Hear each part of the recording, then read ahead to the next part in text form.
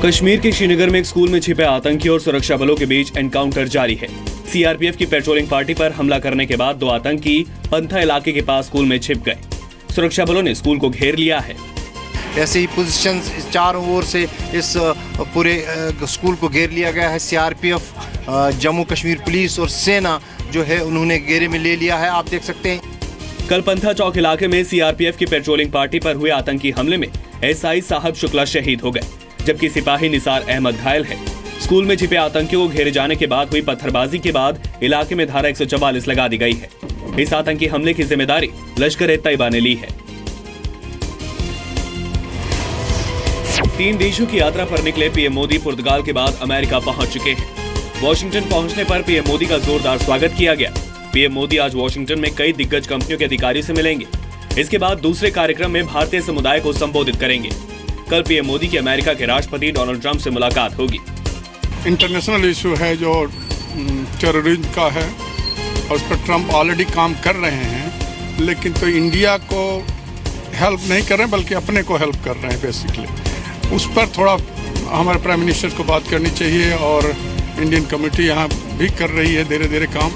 तो इसमें हमारे समझ से इम्प्रूवमेंट होना चाहिए इंडिया और यूएस रिलेशन, ताकि इंडिया और दोनों मिलकर काम करें।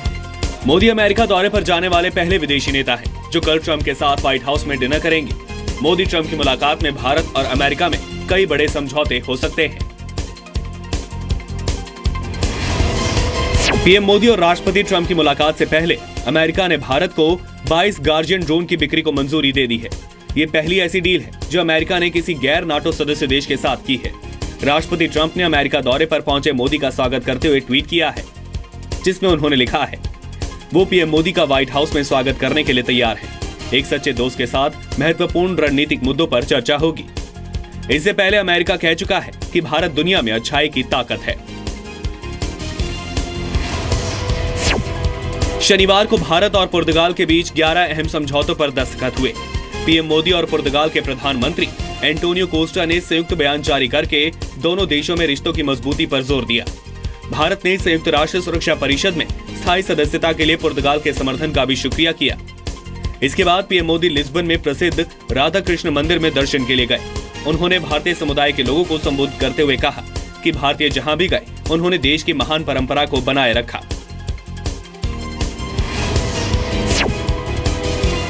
कश्मीर के बाद जम्मू में भी युवाओं को पत्थरबाजी के लिए उकसाने की साजिश का खुलासा हुआ है।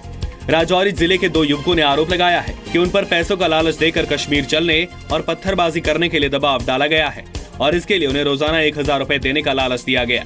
शिकायत करने वाले युवकों ने अपने पड़ोसी पर आरोप लगाया है और पुलिस से सुरक्षा की मांग की है। एनडीए के राष्ट्रपति पद के उम्मीदवार रामनाथ कोविंद आज लखनऊ से अपने चुनावी अभियान की शुरुआत करेंगे। कोविंद आज सीएम योगी और बीजेपी विधायकों सांसदों से मिलेंगे।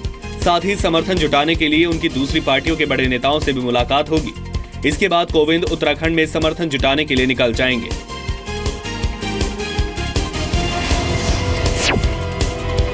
चुनाव आयोग से ऑफिस ऑफ प्रॉफिट मामले में आम आदमी पार्टी के 20 विधायकों की याचिका खारिज होने के बाद बीजेपी और कांग्रेस ने नैतिकता के आधार पर इस्तीफा मांगा है। और मैं थैंक्स करता हूं चुनाव आयोग को कि उन्होंने जो इनके ऊपर इनकी सदस्यता निरस्त करने की जो कवायद है उसको जारी रखी है।